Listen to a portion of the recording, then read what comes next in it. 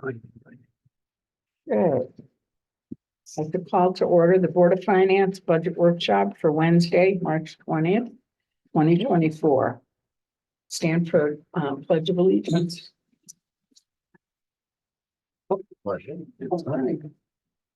Over here again. Thank you. All right, settle. I pledge allegiance to the flag of the United States of America and to the republic for which it stands, one nation, under God, indivisible, with liberty and justice for all.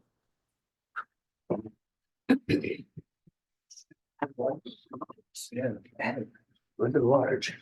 So I think tonight, as I said to Paul, we're going to start with capital, going through that first before we get into the actual operating budget.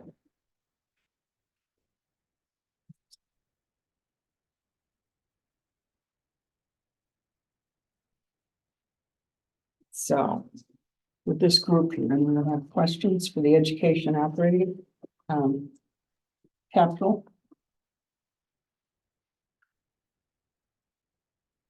So, we'll start with the boiler controls, like a center school. And I understand that they're needed, is it? And let's talk about that in conjunction with the $100,000 for the HVAC. Yep. It is, where does that stand? Are we And actually? Steve, I have Steve on the phone here. Would you mind if we included him in this? No. And Rich is available online. Steve, can you hear me okay? Good. The question is about the boiler control at Center School and the HVAC, $100,000 for the first round. And if you could step out of the room you're in, it's really loud. Thank you very much. Yeah, talk about the boiler controls, the $9,100 for Center School first. Sure. I really don't put any controls with there's small box, but it doesn't allow us to adjust any set points or actually see what the units or the valves should do. So that $9,100 would allow us to have a computer program that I could access and run all of the controls. All of the valves, all of the boilers. Do people understand that, you know, it gives us more control over the temperatures in the zone? Right now, we have one thermostat that's outside the boiler room, which is a hot area, and that controls the entire building. So I can't control temperature in classrooms. Would there be any financial savings? What do you anticipate the financial savings to be? It'll be substantial because we don't have to, basically, we're turning the boiler all the way on and getting it hot enough, and then we have to turn it off so that we don't heat people out of the room. So it goes from hot to cold instead of just maintaining. I don't know the exact number it would save, but it would save a lot on electricity and gas. Is that number easily attained with some research, the savings potential? I'm sorry, you said. Oh. Steve, what do you think about the savings potential? Can you put a rough estimate to it? I honestly don't know. It sounds as though it would pay for itself. I think, do you feel it That's would, what you're saying. so do you feel it would pay for itself? Probably in the first year. Pay for itself in the first year, yeah. All right, But I mean, but to have control over the valves and the temperature in the building is the most important thing to me. You know, for the $9,100, that's priceless. are there issues in the classrooms currently? Yes, Yeah, they're either hot or cold, and some of them are both. Sometimes I have to turn the boiler on full okay, until everyone's uncomfortable. That's shut off. okay, good explanation, That, thank you. that works. Yes, sir.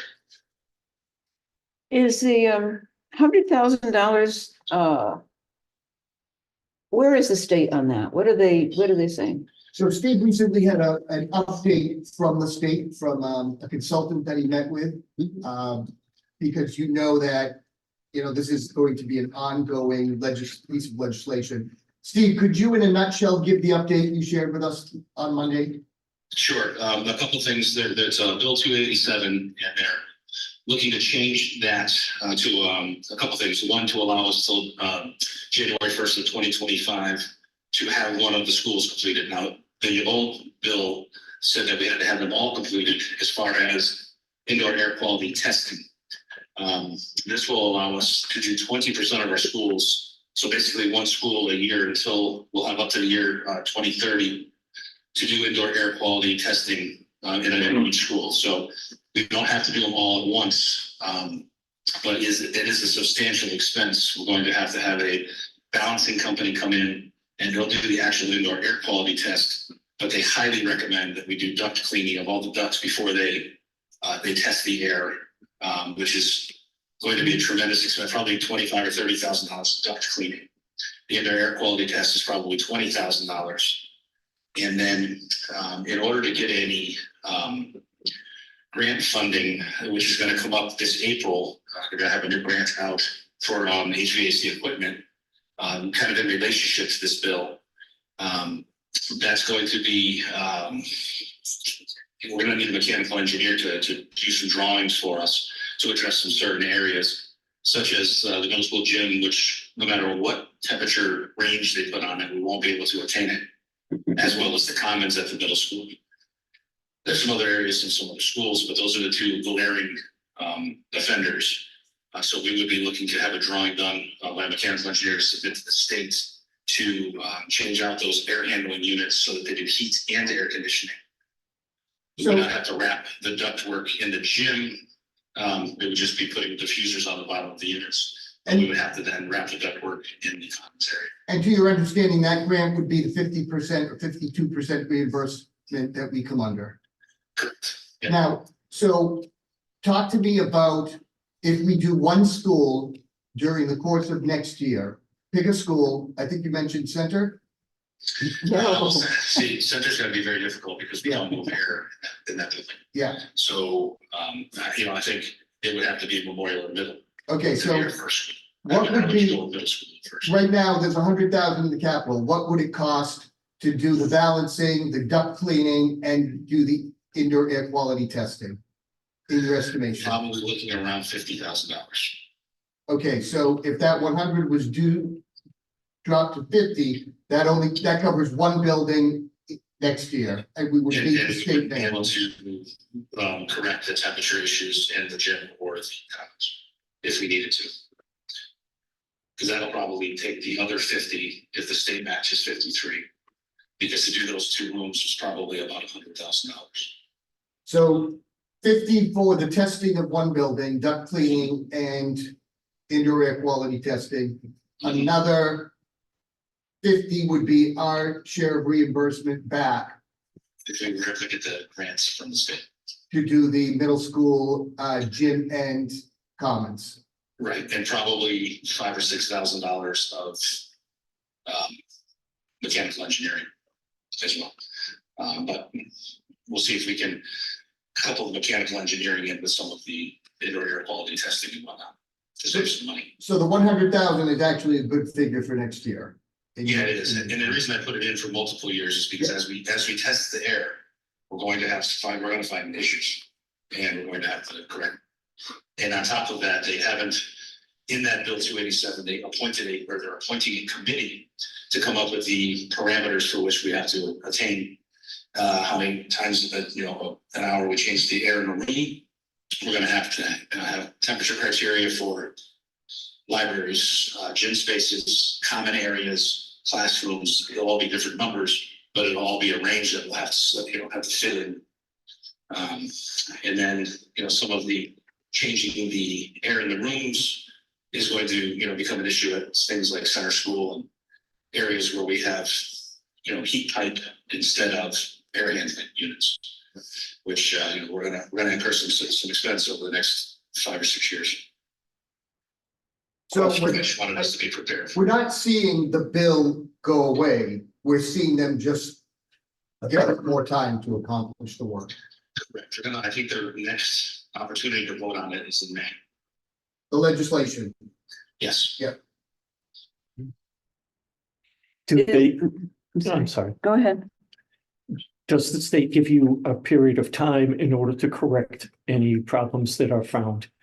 If What they, time if period? they found an issue, what's the corrective time period? They haven't designated that yet. That's Okay. also part of what the committee is going to determine. So, you know, it could be right away, or they could give us a year or two or more, but nobody knows. Is this a grant that we would apply for each year? Or is it, Yeah. We would apply for it I would want to apply for it every time they offer it, if we were going to have indoor air quality issues. I'm assuming that some of the schools might not have indoor air quality issues, but we might not meet the criteria of changing the air per hour in each classroom. And then we would have to come up with some sort of air handling solution. So I would see us applying every time they come out with a grant for some assistance. all right. Quick question, center school. Now, I thought I heard something to the effect they have no air conditioning. Would that be correct? Well, we have window air conditioning units, but they don't exchange the air 6 times an hour or whatever it is. There's no air handlers in the room. It's really a steam pipe. Okay, I remember that discussion. Yeah. What's the long-term plan for that, to bring it in to have this type of system according to the legislation? What would take to bring, There's multiple options, but if they're gonna have to come up with the exact wording for us to put a plan together. Right now, it's so vague, it's very hard. I've talked to mechanical engineers about, you know, heat pump / mini split type systems where you have a unit on the roof and then you have, you know, multiple heads that can take care of multiple classrooms. And then, you know, that pulls air out and returns air, just like an air handler does. It might be less expensive. If we start getting into air handling units in that school, we're gonna have to figure out a place to put ductwork. There's not a lot of room above the drop ceiling, you know, between the first floor and second floor. So that's gonna become a bit of an issue. So until we know whether we can or can't meet their, you know, demands, if you will, I really can't put together a sound plan of attack. very good, thank you. I just wanted to, for my own edification, for in the future, when this comes up, it's not a surprise. Yeah, Absolutely, yes. and we did start talking, this was a big discussion at Capitol that, you know, this bill had kind of landed in our lap. And, you know, at least we feel like we can do it piecemeal. It's an expensive piecemeal project though. Yes.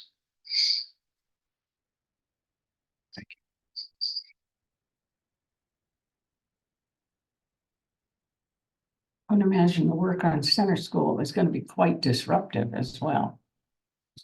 We would hope that most of the work could be done over the summer. Yeah, Yes. center school. That's the problem child, isn't it? Center school. Well, you know, the reality of center school is 50 years from now, when we're talking replacing the other schools, center school is still gonna be standing strong. That's a great building. Yeah. Yeah. Hmm. Any other questions on capital? The middle school flooring, it says 4 years and there's 1 year's worth of funding there. Is this the last year of that, or are we trying to front load money? There's zeros in 26 and 27. I think we changed that up to be able to go after the whole thing with the money left over from the roof. Yes, Is that, I think one of the things we talked about at Capital was that the roof project, depending on how that plays out, there will be some leftover money. And rather than just do it piecemeal, we could do it all this summer. Okay. But that 275 is all 4 remaining phases. Got it.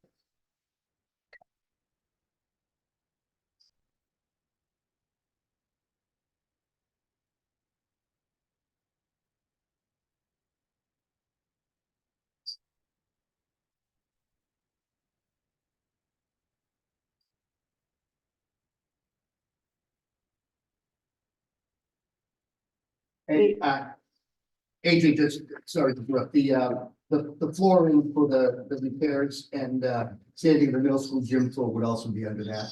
Okay. Same funding. All right, thank you.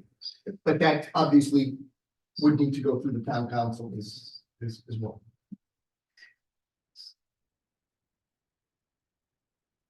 No, the desktop computers at the learning center, I guess.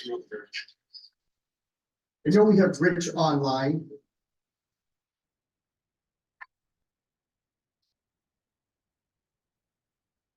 Yep, I'm here.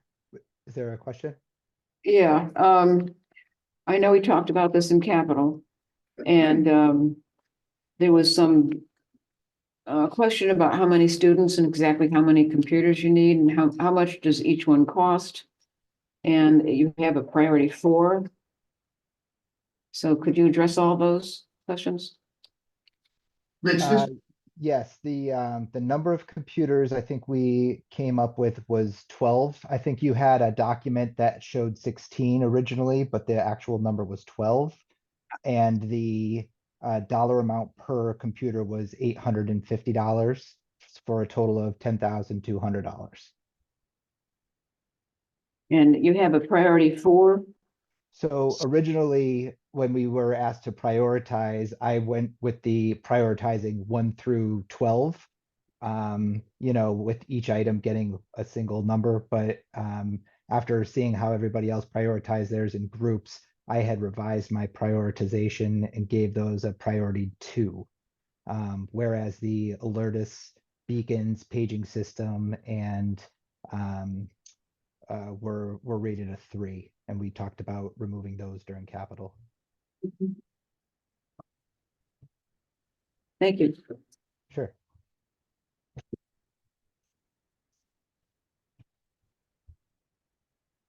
Now, does anybody else have any questions? I don't wanna. You know you, Alana. Go for it. All right, in capital. We did vote to include the high school interactive projectors. I voted against it. I still think it should be phased in, but that's, of course, that's up to the group. Does anyone have any questions about that? I do. Isn't there two schools that are looking Yes. for those? One is 45,000 and the high school is 95,000. Okay, can I ask, this is kind of a pet peeve with me. I like aids for teachers to do their job. Is there any way of figuring which ones can be saved and which ones aren't? Do certain ones wear out a different brand, or can this be cut down a little bit?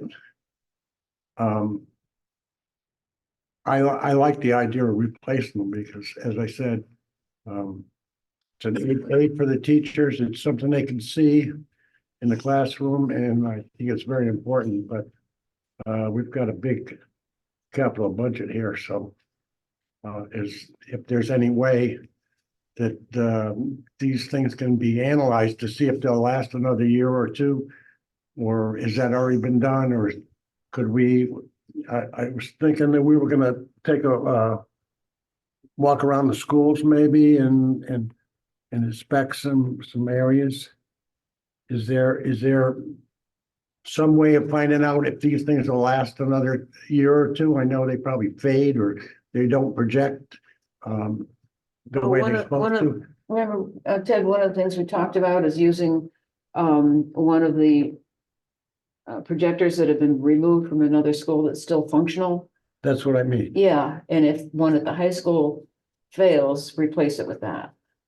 Well, I'm wondering if we could do one school and then take some out of the ones we're replacing. Right. And maybe for a year or so, connect up the older ones to the school we didn't fund. In last year's capital committee, we decided to phase each school in over a period of time. And one of the reasons that we decided to do that was because of that. If there was a projector that failed at the high school and we had just replaced we could the broken high school one in the meantime, but it was a decision of last year's not replace all the, but rather Did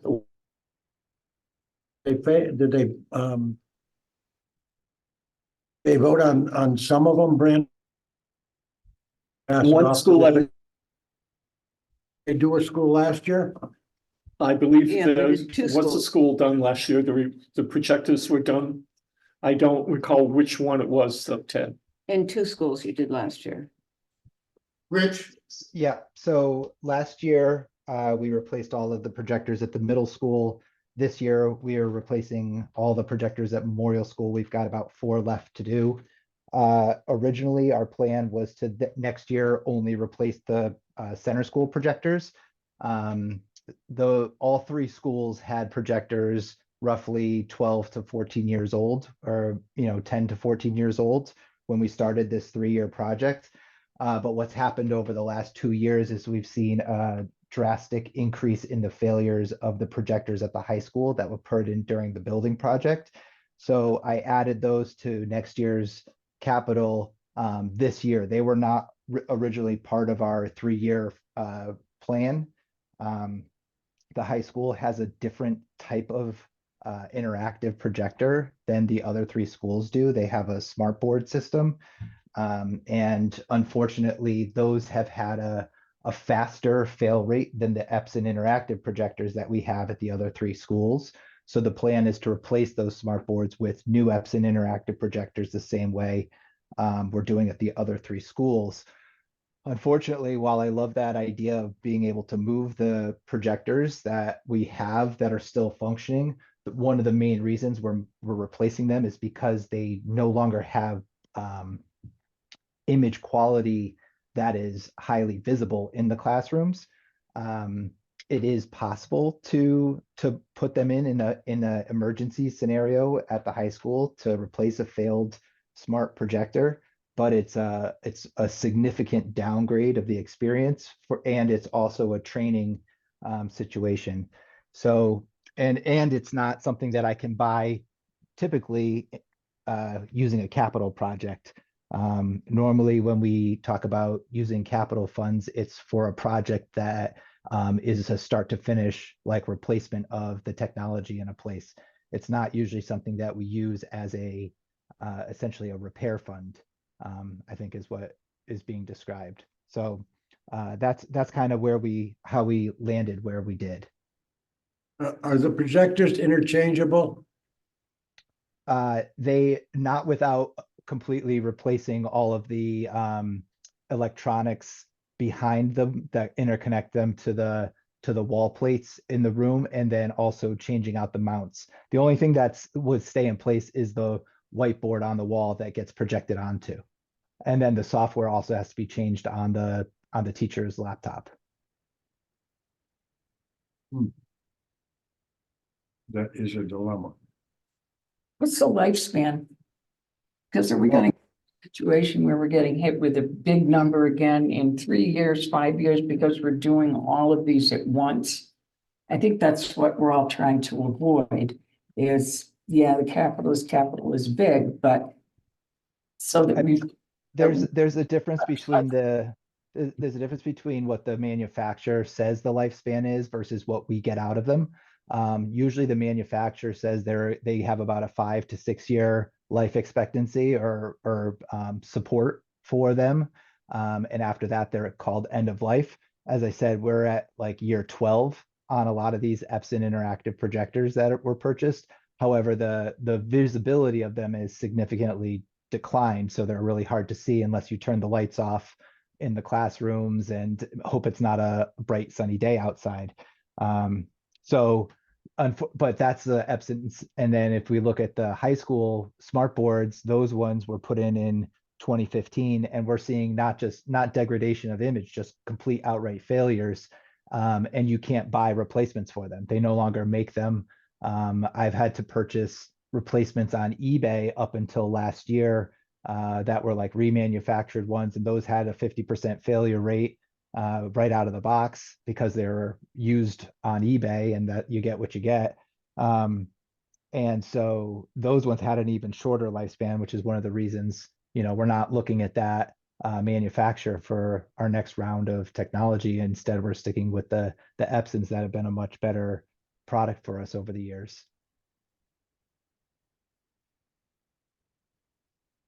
So So the I answer, think I think I look to 8 years. 8 years is what I'm shooting for. so the answer is, yeah, we're gonna get hit again in probably 5 years for a big number for all of them, unless we can come up with a way that it's gradual, so the high school, it's more phased. I'm not articulating this. But getting hit with, oh, we gotta do the whole high school. And I mean, at this point, are they all not functioning? No, not at all. I mean, if they weren't functioning, they couldn't teach class. So we've been putting in, we've been repairing them as they come up. Like I said, using models from eBay. Many of them, probably half a dozen of them have degraded images where they're like yellowing.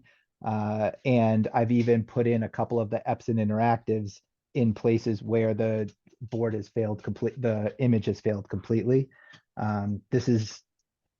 But there's no way to know when they're going to go. And at this point, I don't have anything I can put in their place without taking from the, as you said, the other schools' projectors that have been replaced. Okay, thank you. Rich, a question kind of to piggyback on to one of the earlier questions from Ted. When you replace the projectors, can you replace the ones that would be interchangeable over time, or is technology advanced where you can't change a projector out that's bought today and replace it with one that's 5 years old? Is there a way to synchronize everything so when we replace something, it's going to work from one school to the next? So, yeah, I mean, when we bought the ones, for example, when we bought the projectors for the middle school, we have Epson Interactive and the model number is a 725. The ones we bought for Memorial this year are the 760s. Next year, whichever one we buy will be the next generation of them. They're all pretty much interchangeable when it comes to the mounting hardware and the software that they run. So ideally, that's where we end up, where all four schools end up with very similar technology that's put in, not in the same year, but that are somewhat interchangeable. So if we need to move one from one location to another, we have that option. All right, good. Thank you. Sure. Okay, one question to finish. This would be for Paul.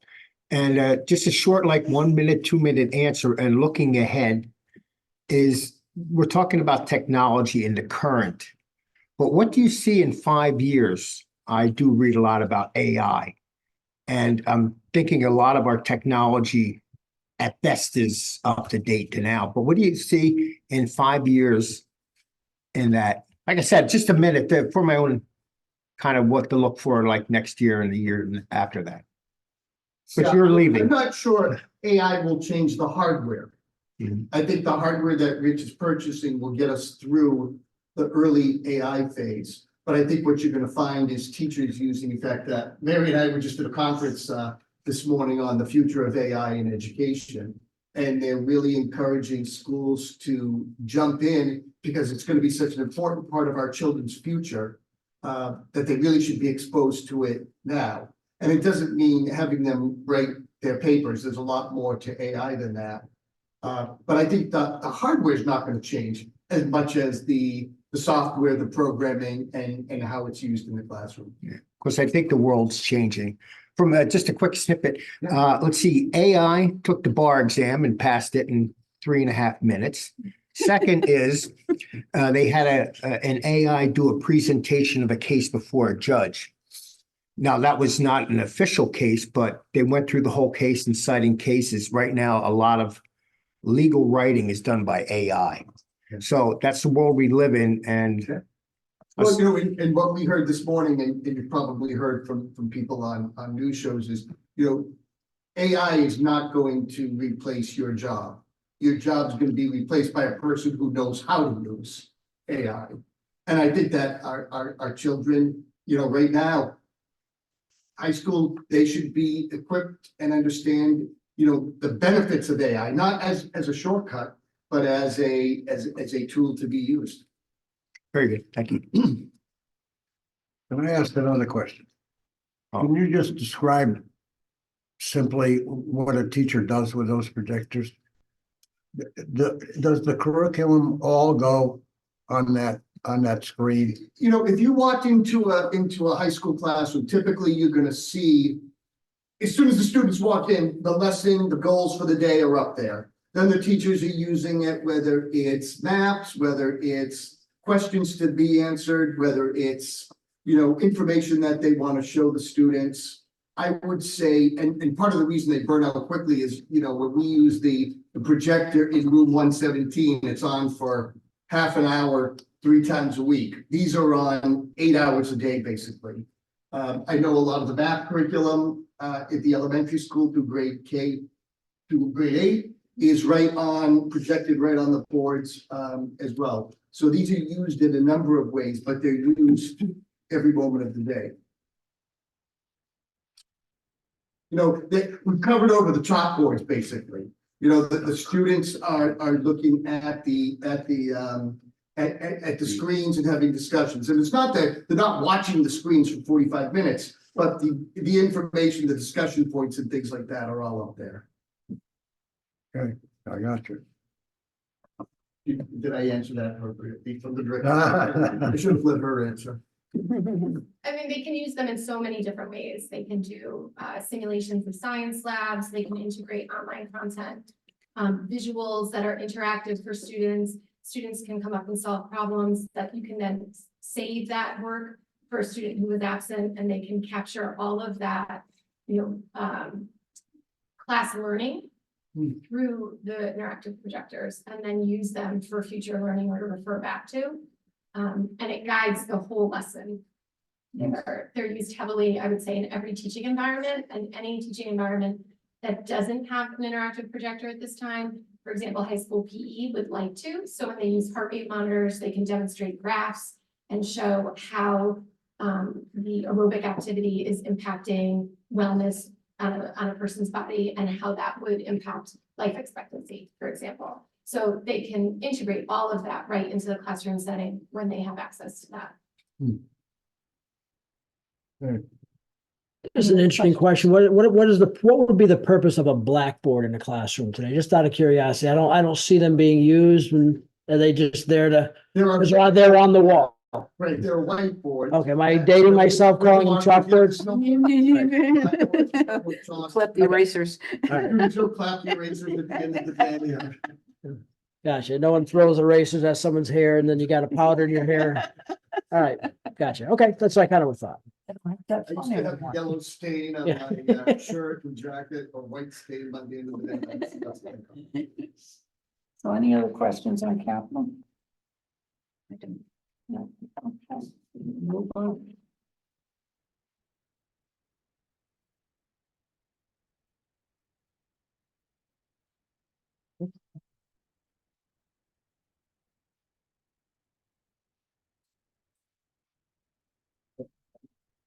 What have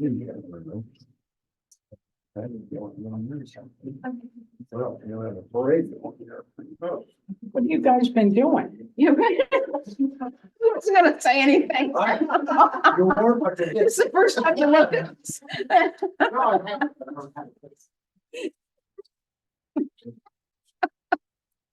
Like, wait a minute here. I have one. You got that? AJ is his. I have one home, but I don't have it with me. You're on top of it. Both pieces. All right, let's start the questions on the operating budget. Oh, boy. Okay. Lana? Oh, geez, start someplace else. How about Richard first? All right, sure. Let's start with funding our children's future, page 13. Middle school librarian was subjected to staff shifting this year. Now, we've been 3 years without a middle school librarian, using library techs. I'm not sure if I'm using the proper term at that point. But we've been 3 years without one. What made you feel as though we needed to revert to a full-time certified position this year? So the term that we've been using is para-librarian. Okay, And it's time for us to have a real librarian in that. Now, this person is highly qualified. But ideally, we need a librarian, and the library now is a library media center. There's a lot more to the library than students just going in and checking out books. So we are flexing a couple of things here. We are looking at a library being more prominent during the students' schedule, so that we can have a certified person and have more students learning right in the library. The other thing we're doing is we're removing a program called computer technology integration. It's no longer necessary for us to have middle school kids learn how to do PowerPoints and other things like that. They know. So what we're really looking to do is shift to a family and consumer science program. That school already has kitchen spaces and things like that, and we'd like to substitute that. So we are shifting a few things around in between some retirements and changing the tech course, eliminating the tech course, gives us the opportunity to add a librarian back and add family and consumer science. Now, family and consumer science is one of our most popular courses at the high school.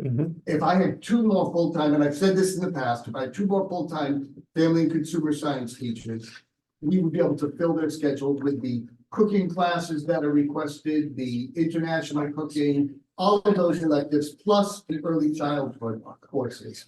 Now that, and we've articulated the early childhood courses, so students are getting college credit for those courses as well.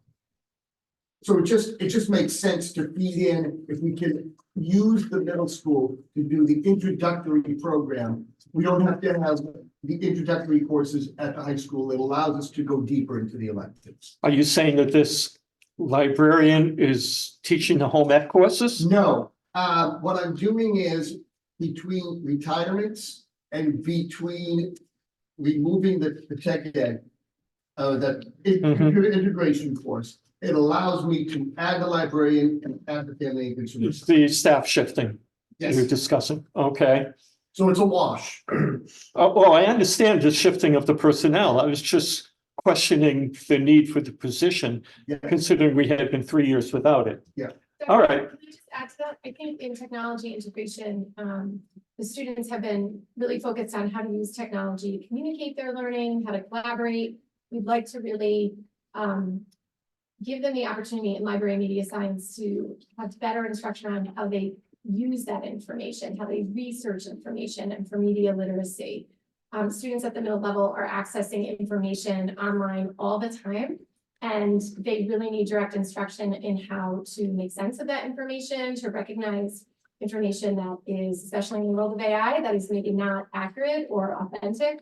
And that's what library media specialists do in this day and age. We have that at the K-5 level, where our students have access to a certified library media specialist. They're engaging in their libraries. They're not only enjoying a love of reading, but also learning how to understand the various ways they can access information and how to research well. We have that at K-5. They don't have that in their coursework 6-8, and then they have it again in the high school. A library media specialist is a partner with social studies and English teachers, so it would really connect that programming and make it more meaningful for students in the world that they live in today. And I understand we work together with the library in town to kind of cooperate in that aspect. We do. for Related to certain that, programming. There's a proposal that was decided not to be funded this year for the classroom library K through 8. That's on page 16 of the Funding Our Children's Future. And it discusses the need for 40 books per student. Now, there are only 20 students per classroom. So I don't know who did the math, but that's 400 books, not 500 books per classroom there. But that's okay. My question there is, if you go with classroom libraries of 400 books there, isn't that making central library and librarian redundant? No, but I think Dr. Brown wanted to know why it would be necessary. I mean, you So, have a classroom library of hundreds of books, and you have a central library of hundreds of books. The logic there is subject to question, I believe. so, and Mary will jump on board, but the classroom libraries are a different nature of books. You know, we want students to read. A lot of the books in the library are related to the reading and writing curriculum. I'm sorry, in the classroom are related directly to the reading and writing curriculum. So the teacher is having students every day go and get those books and read portions of those books. So the library content is a little more pleasure reading, science reading, etc., where the classroom library are focused on building reading skills. 40 books per student, okay. The next Really question, don't- And reading. oh, I'm all in. Please. Page 17, just a small question. Lego for supplies. My understanding is that Legos are So the Legos that they're using that and they Yes. are here. So when you join the Lego League, you purchase the kit and then you build it so it can perform what it needs to for that particular year's contents. So in other words, they're not, you know, when we think of Legos, you're thinking of like the little Star Wars machine that you see at Target. These are, you know, Lego's little mini robots. robotics, Yes. more robotics. Right, and it's called the Lego League because Lego puts it out. But Okay. it's mini robotics. So you purchase the kit and it says this year, each team that comes in, you have to be able to do 5 left turns and then pitch a little ball and then Okay. circle. And so you purchase the kit that's gonna get you to that competition and you work with it and then. you go to the Okay, competition. okay, so there'd be different directors each year, so different kit would be necessary each year. Okay, thank you for answering that. Also on page 17, the Business Entrepreneur Club. Lasers and transportation to conventions, $5,200. Now, Yeah, so, you know, if you tune into our board meetings, we just celebrated our DECA Club. It's one of the largest clubs at the high school. And it's future business leaders, future entrepreneurs. And it's a team that competes at the state level, and we have students that are qualified for the national level. And it is a big deal in the school business world. You prepare speeches and you prepare business proposals and you go to this state competition and do it. We are one of the only schools that do not have the official DECA navy blue blazer. Not the biggest deal, but I wouldn't send our basketball team to a game without them having, you know, the school uniform. I wouldn't say everybody wear a nice white t-shirt because we're playing a home game and white is the home color. So I think for an academic club, I would like to have them have the same proper outfit that is expected because they are judged on their appearance, they're judged on their presentation as well. This is a club that has really taken off at the school, and I credit Kristen Dean, our business teacher, and the other advisor from the English department, Stacey Riggio. And then the transportation to the events, basically. the events are different than conventions. This is money well spent. If you met our DECA students, you'd be very impressed with them. I'm sure. Under wellness, page 20. Previous years, there was discussion of a cooperation program with the Community Health Center. What's the status of that? So we do have a mental wellness, no, I'm not calling it. School-based wellness center that is sponsored by Community Health. Mm-hmm, and they are functioning in each school at no cost for us. yes. And that's still, That is still going on, yes. okay, And that does not count as part of this. They are not our employees. no, Their computers, their furniture, their pay is all from, community health. thank you. Now, they also can't provide IEP services to special needs children. So they're really working with our general population and their families. Mm-hmm. Thank you. Did you say they can or They can't? cannot. Cannot, okay. They don't provide any mandated services for students. Students can be referred for additional services. Yes, And it's considered a wraparound service, so it takes place at the school, but it's not part of any school mandated supports or services to Yeah. students. One final small thing about the same status as the Legos. The high school Smart Pass program, page 22. It's a program that's in service now. Why aren't those Smart Passes reusable? Why are we considering It's a $3,000 software more? program. I'm sorry? It's a software program. There's a yearly fee for it. Oh, so it's a licensing fee It's a somewhat? licensing fee, and it's a great security program. So at any point, the high school principal knows exactly who's not in the classroom and with. Mm-hmm, mm-hmm. So each year we can expect about a $3,000 fee for that program? Yes, this year they paid for it out of a student activities account they had. We feel it's a valuable, while they pilot it, we feel it's valuable enough to put it in. Okay. Those are all the questions I have. Thank you very much. Thank you. what else? Questions? Not yet. Question, just a general question on healthcare. Does the Board of Education offer any incentives for an employee to go on their spouse's insurance, extra perk in their salaries, to save on the expense of insurance? We have talked about it and the unions have asked, it would be a very big expense for us to incur. Because you'd have to include those people who are not on insurance already in that program. And we don't feel that there's enough profit for us to make there. Now, the incentive is, if you don't take insurance, the 20% of it that you pay does not get taken out of your paycheck. That's how I usually describe it.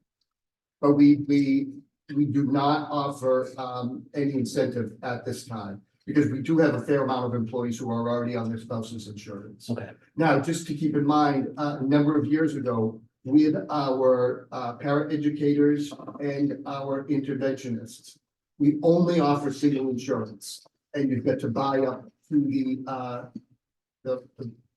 1+1 for the family.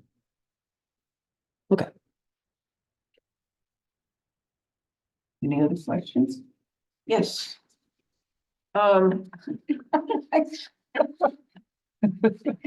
Electricity, and we talked about this last night. So I see the town's electric use is down over 12%. Whereas the Board of Ed is down almost 5%. So does the Board of Ed get where do you get your electricity? It's exactly the same, we're under the same agreement as the town. So why the disparity? Why wouldn't it be? Well, I don't think, our budgets were developed separately from each other, so that, if you're referring to a change from this current year budget, not really the use. But Exactly, because I would think it'd be pretty consistent, the amount of kilowatt hours the town would use or the education system would use. And so why don't they decrease about the same amount? And Their buildings are used, a lot of the weekends especially, and nights a lot more than some of the towns. yes, I understand that, but does it change dramatically, except for COVID, of course, year after year, how much your buildings are used? Do you understand what I'm asking? Yeah, I do. Oh, okay.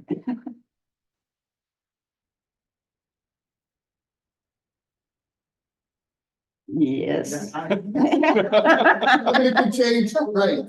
I mean, it can change dramatically. And because Yeah. that's a big disparity. I I think, think it's, you're really just looking at dollars and it's based on how our individual budgets were developed for this year. well, I'm looking at percentages, Yeah. which but don't we can lie. do- yeah, yeah, yeah. Jeff and I did talk about that today and look at what we are independently came up with for a forecast for us. And it could be that there's a little bit of room in next year's, but again, it's not, it's really, it's our budgets are entirely different, so you're not really looking at kilowatt hours, you're looking at the differences between the two, the current year budget and next year's budget. Percentages, yes. With air conditioning units in every single classroom, some temperature differentials during the course of the year will affect it as well. Yeah, that would. Okay. Probably that center school again with those window units. Even Memorial now, there's window units and middle window units in every classroom. Can't see them from the street, that's one. I haven't done the figures on this, so I'm asking you guys. Has the pay to play increased with inflation? Yes, we went up dramatically this particular year. We added $50 per sport per student. Oh, well, 75 in the high Sorry. school and $100 increase in the cap. So now it's a cap of $600? Yeah. Now, okay, van savings. I know that you're using the social services van. Yes. Have you exacted any savings from that? Well, we're at the point where we're encouraging people to get their Class A endorsement. I can't have a coach Oh. drive it until they get that Class A endorsement. We do have right now one employee that has it. We're using them for small field trips in town. We're using them for a special ed field trip to Mystic next week. Because it's during their working hours, we don't have to pay anything additional, where a bus like that would cost us $450. So I think you're gonna see some substantial savings. I know we're encouraging coaches to do it. I know the football parents, because they have to provide transportation to Coggan Jobs, would love to use it twice a day. And we're gonna encourage anybody that has their Class A license and Yes. endorsement to endorse it. And to use that. We do have a method to keep track of how much it's being used. At this point, we've really only done 4 or 5 trips. So that for next year, this is next year's budget, so you can't project. Until we know exactly how many people are using it and what for, what I anticipate is there'll be more trips that we would not have done because this is available. Yeah, You know what I okay, mean? yeah, I do. I don't think that, it's not gonna replace bringing, the middle school cross-country team, to an away meet, but it might say, okay, we didn't participate in any Sandy Hook Promise. We have a Sandy Hook Promise Club of 12 students. We didn't participate in a lot of the events that they do, but now that we have this, we may send them to different schools for All right. those type of events. Okay, do you get your fuel from the town as well, or does not just for the van, but to the bus system, do they supply their own fuel, or where do they get their fuel? The fuel is, we supply the fuel and it's gotten at the town public works and we're on the same contract. Okay, and so I don't. Oh, I do have it here. But I don't have, oh yeah, you went down 9% and the town line went down 11%. So it actually is 9.50, so not much difference.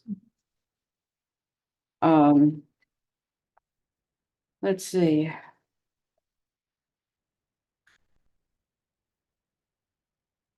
Do the booster clubs, are they active? Yes.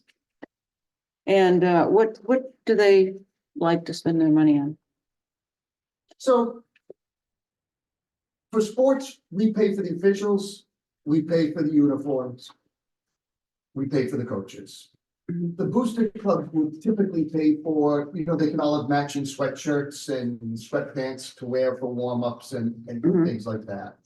The booster clubs are active to make, just those type of things. If they win the state championship, they'll get a nice sweatshirt, or they win Shoreline, they get sweatshirts and things like that. So they're paying for the things that, when you go and see other teams show up in their matching warm-up outfits that may be school provided, our booster clubs are paying for all of those. Mhm.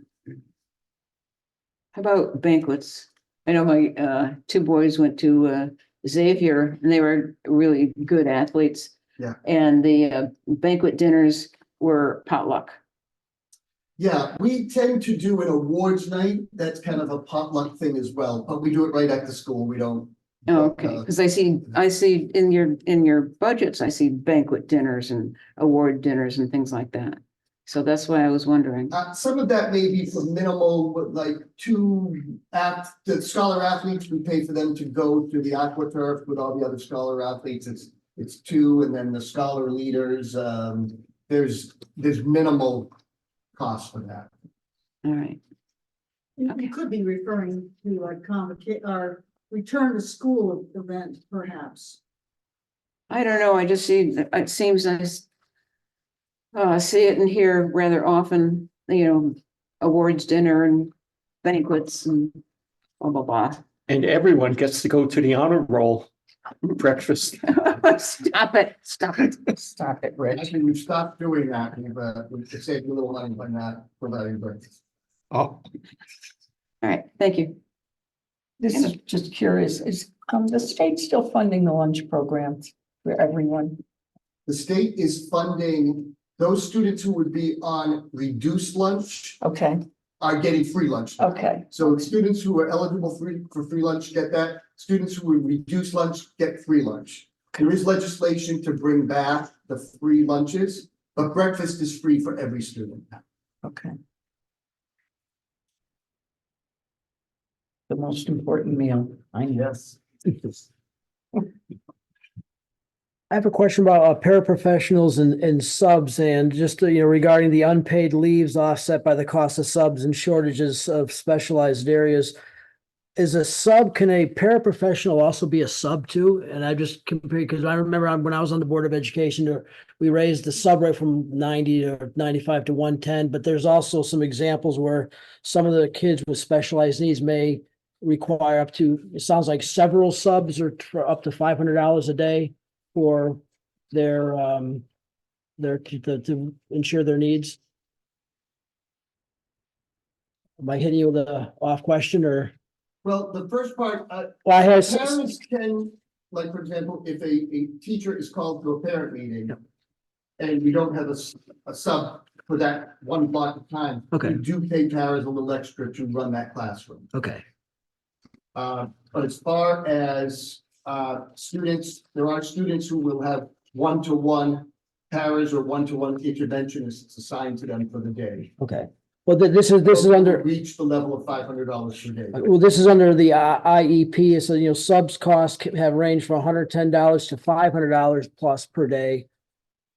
Depending on their specialized needs. I'm just wondering because I don't remember that level of sub, a few years ago. Is that just want to understand? Not years ago, Okay. because once somebody passes the 40 days or 60 days, we have to pay them at the teacher contract rate, so. So if we have a teacher that goes on maternity leave, or a teacher that's out.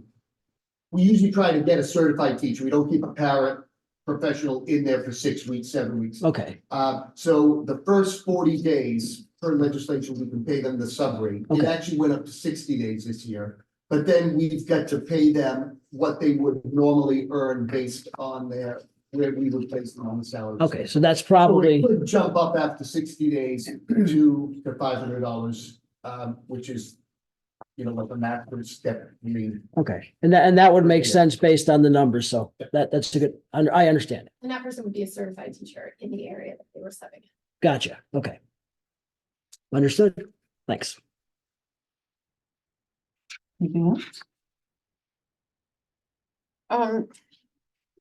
Paul, you mentioned at one point, and I can't remember what you were qualifying, oh, ECS money. Yes. It was based on, the number of percentage of students who qualified for free meals. Do I have Yes. that wrong? No, so the education cost share dollars, the grant that goes to the town to cover education. Yeah, The one that I bemoaned was 7.5 million 9 years ago, and it's down at 7 million Yeah. 9 years later. right, The formula changed in 2020. And it gave increased weight to students whose first language was not English. We don't have a lot of those. It how gave, many do you have? It changes, not at this time. Pardon me? We have 9 students. 9, okay, thank you, We're considered a low occurrence. thank you. so obviously if we had 10 to 20% of our students whose first language was not English, you know, we'd be doing better with the ECS. So the formula is complex. It's based on the wealth ranking of the town. It's based on the number of students at or below the poverty line. It's based on the number of students with free and reduced lunch. It's all different All right. categories. Okay. I got a question. Go ahead, Ted.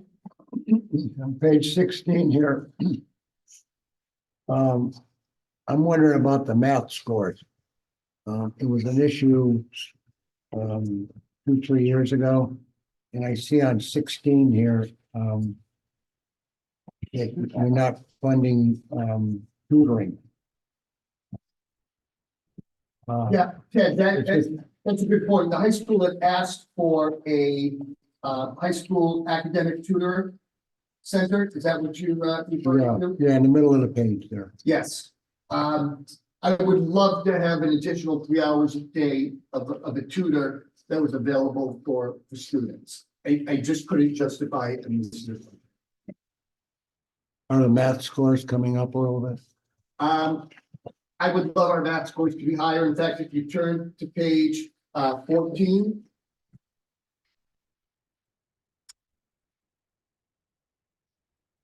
It's above the state of Connecticut, but we are more competitive with these other schools in other areas.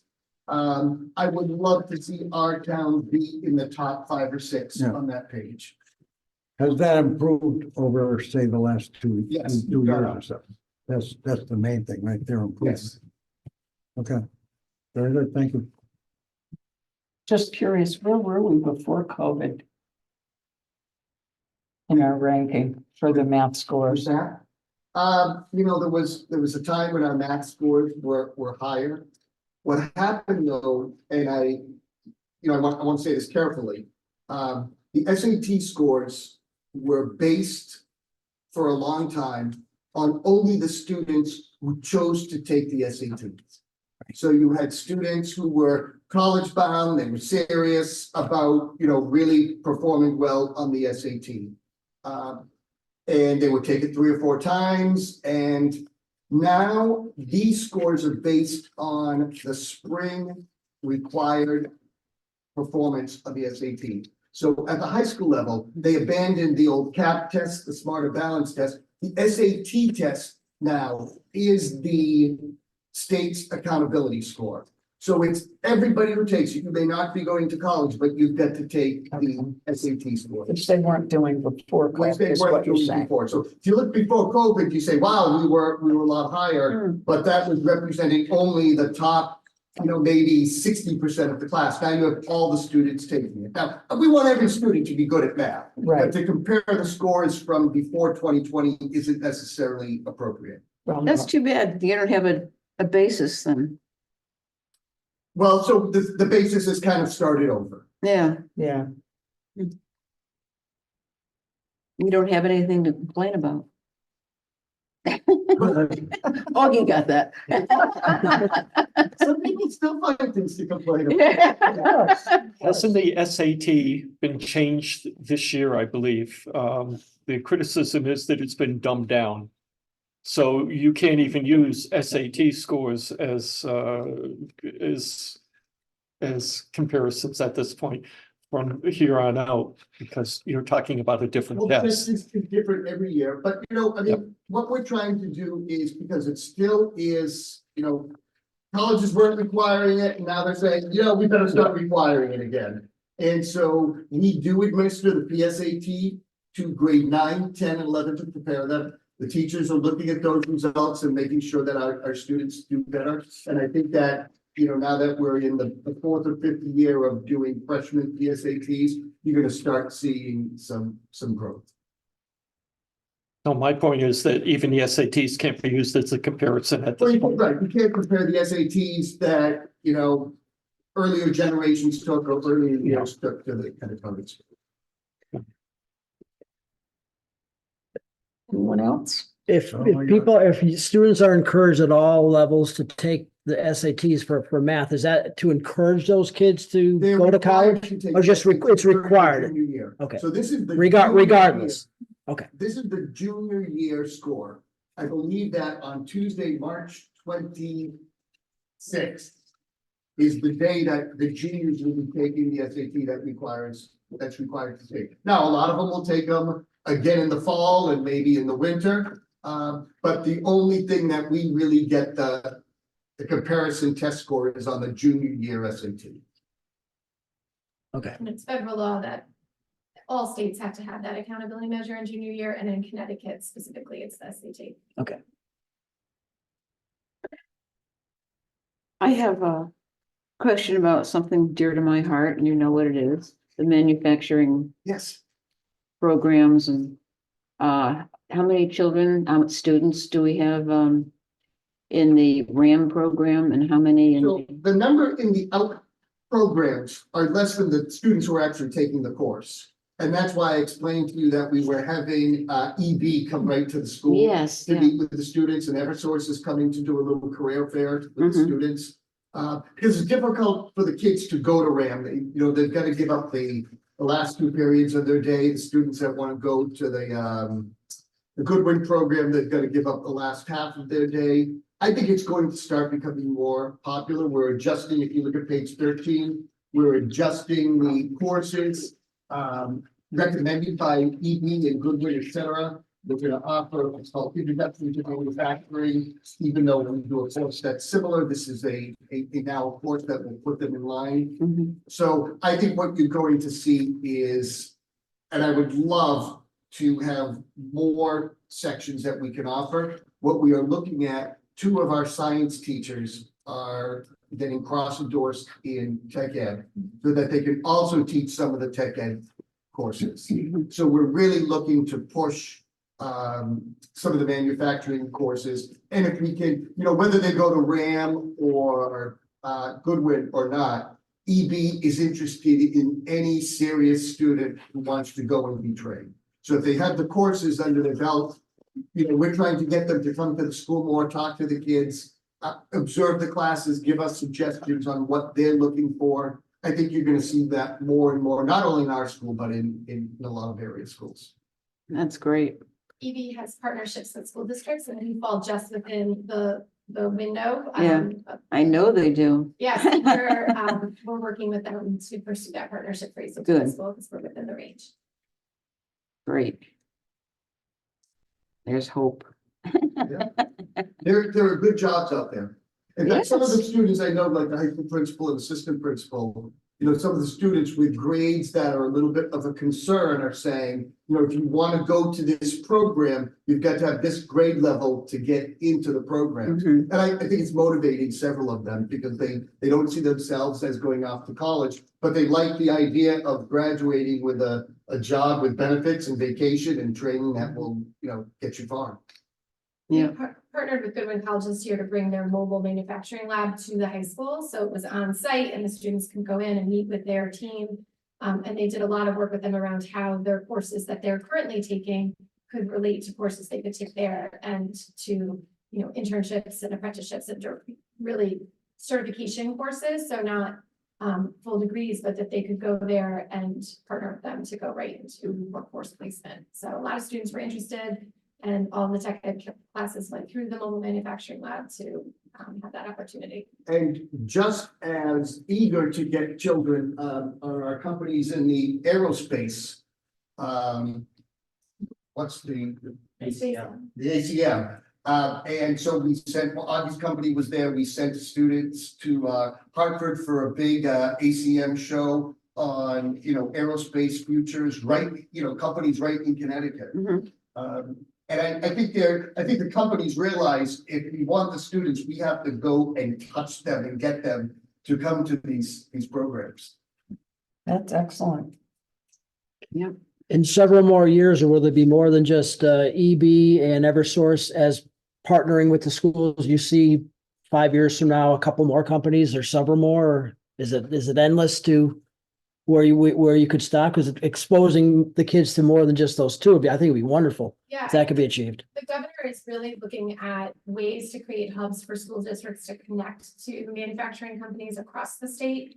It's a big initiative for him, and they're building a new center right outside New Haven for this region. And so there's sort of state level work happening to create those opportunities for students. And we're in talks with them, and we'll continue to monitor that so we can take advantage of those resources as they're produced. Nice. And they're emerging now.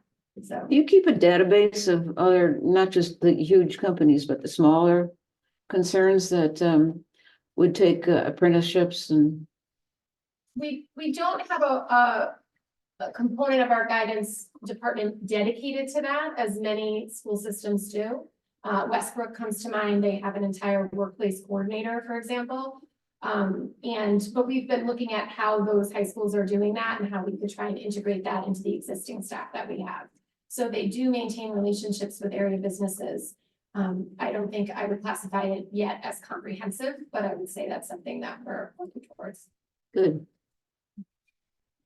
We do partner with, through the Transition Academy, which is a specialized program where we do have students who continue their education with us until age 22. Yeah. And we partner with area businesses for their workplace Oh, good. assignments. Yeah. So that's a smaller population of the larger school population, but that is already in place. Thank you. Got one more question. Yeah. Students per classroom, do we have any danger areas? We at one time had Memorial School where we had quite a few students per teacher up there and was rectified. I'm just wondering if that reemerged as a problem. I couldn't hear the question. He's talking about students per classroom. Oh, aren't we 19 or 20? Well, at one time at Memorial School, we were reaching like 22 or so. Oh, we were up to 27 at one point, Yeah, that's but great. now we're 19 or 20 per classroom, correct? Yeah, depending on the grade level, it's anywhere from 19 to 22 at the most. Okay, and that's not a danger zone. I am happy with those class sizes. Okay, then, There's some towns that would say, we're not gonna have more than 16 in kindergarten. Yeah. But I think that we are at a good place. okay. Good answer, I like it. Thank you for the job that you guys are doing. It's got a good product.